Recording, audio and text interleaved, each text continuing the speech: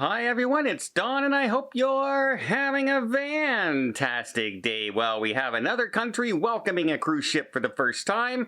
We have problems in the EU and the UK and yeah, they're having some drought issues which is affecting ships. And then we have more pressure on Canada once again.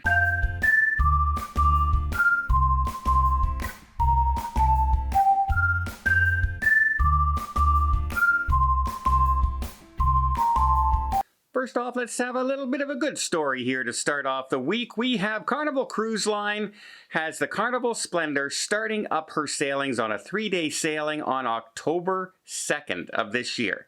First sailing back for the ship. Well, it's no longer going to be sailing on the 2nd. Instead, it's going to set sail on the 1st.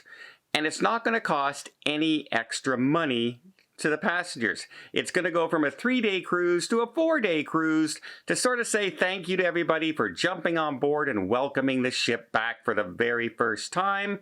If unfortunately that really messes up your schedule and you can't go, you can get future cruise credits to move to another sailing, or you can get a full refund if you wish.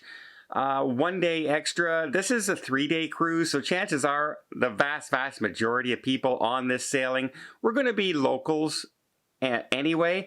So I think it was a good offer from Carnival, a little bit of a goodwill gesture. And hey, if I'm on that sailing, if I can take a 4-day instead of a 3-day for the same price, I'm going to take it. So good news from Carnival Cruise Line there. And of course, speaking of that area, we have New Zealand that had just welcomed the Pacific Explorer. Well, she was the first ship back, right? Well, now we have Fiji has welcomed a cruise ship back for the first time. And guess what? It's the Pacific Explorer again. She's becoming the first ship in a lot of the areas in that region. A lot of the merchants were out in full force welcoming back tourism for the first time in a long time as far as ships are concerned. And they were very happy to see the cruise ship back in port. This says, P&O Cruise Line says, next year we actually plan to have that one ship alone stop at least 34 more times in Fiji, which is very welcome news to all the vendors there who do make quite a bit of their money from cruise ships coming in. And hey, it's good news for us when we're looking for more destinations to go. Fiji back open, just like New Zealand and Australia. That's good news.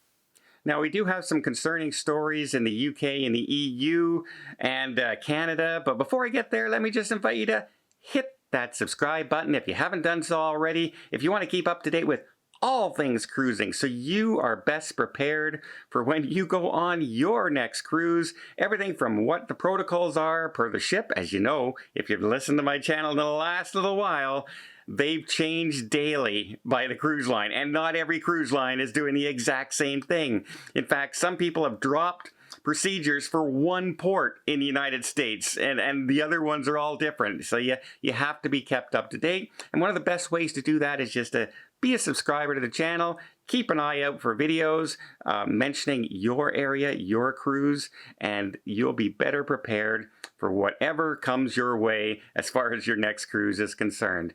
And again, it doesn't cost anything. It just shares the video out to more people, and I'd really appreciate it. Thank you to everybody who's subscribed so far. Okay, the EU and the UK are going through some devastating drought this year. It has been hot and it has been dry. And when you think of like London, you never think of dry, but they've been dry as well. The Danube River in particular has become unpassable in a lot of locations. They not only for the river cruise ships now, which is bad enough after that industry has been shut down for, close to 2 years, and they're just starting to get their ships back up and running. Hardly any ships are back at full fleet yet, like their lines, but wow, now they're running through a drought where they can't get down the river that they're trying to get through because of a drought. And this could be really financial trouble for the river cruise lines out there. It's not a good situation, but not only that, the Danube is a very high traffic for shipping container ships and the long narrow river ships. they can't get down there in a lot of cases now either. And so it's starting to create havoc for, goods and services, food, farm goods. It's just becoming all over the place down there, and it's getting worse by the day. More and more places are opening up, and as far as unpassable areas are opening up. And so, yeah, both the shipping and the cruise lines, the river cruise lines out there, are really, really concerned, as a lot of the river has been shut down, and a lot of people's river cruises are absolutely being affected. You're having to take longer and longer bus rides, and you're not getting to a lot of your destinations by the ship anymore, and it could get even worse in the upcoming weeks. Not great news from there. And then once again, here in Canada, we have problems with people are complaining about the Arrivecan app. One of the more recent stories that just happened a little while back was people come into the country, they filled out their Arrivecan app, here you go, thank you very much, into Canada, and 2 or 3 days later, they get a notification of a mandatory quarantine. Trouble is, they don't have COVID, and they're fully vaxxed, and they're not supposed to have to quarantine. But they're getting notices on their phone of a mandatory 10-day quarantine period, which they shouldn't be doing. Transport Canada is aware of this. The government of Canada is aware of it. They say they've patched it. They've fixed that up. It was mostly with iPhones that people were getting these erroneous messages coming out. However, that doesn't stop people from saying, hey, this app has been out for over a year now. It should not be just now sending messages out for people who should quarantine, who should not be quarantined, because it starts to bring out that lack of trust in the procedures and what the government is doing. And people are already under pressure saying, why are we still doing this? And the government says, well, COVID's not over yet. And yes, no, it's not. You can still catch COVID on a cruise ship, and you can still have to quarantine. Of course, it's not over. However, one of their other reasons is they say that it really speeds up the procedures at the borders because all the information's there and the border agents don't have to do any of the information and everything. However, the border agents themselves have come out and said, actually the opposite is kind of true, because about 30 to 35% of the people coming into the country don't know how to fill out the app and don't have the app filled out, and so the agent has to spend time with them showing them how to fill it out and walking them through it, which takes far longer than just handing out a piece of paper and saying, look, here's my COVID test, or here's my vaccination status. Thank you very much. Here's my passport. Done. You're through the line, right? But no, they have to, okay, here's my phone, everybody.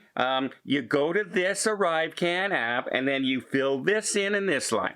And then you fill this in this line. Now, what kind of vaccine did you have? Okay, well, you want to scroll, you see how long that can take.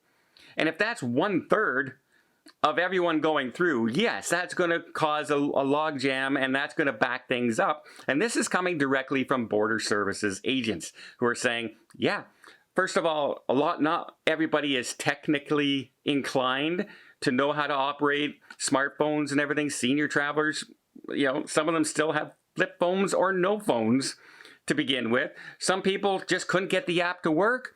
Some people didn't even know there was an app. so there you go. It's again, more pressure on Canada to get rid of the app and also get rid of some of their COVID restrictions that they have in place. Especially now that the CDC in the United States has basically come out and said, yeah, it's open. You don't have to social distance. You don't have to wear masks indoors. You don't have to log off places in dining. You don't have to block off places. You just do your thing, people. And so, and Canada, we're still following some protocols still, especially in the travel industry. And the travel industry is really putting pressure on the Canadian government to make some changes. Well, I hope you appreciate this video. If you did, please give it a thumbs up. We'll see more tips, more tricks, more travel blogs from around the world. Hit that subscribe button. Till next time, Have yourself a safe and a great vacation.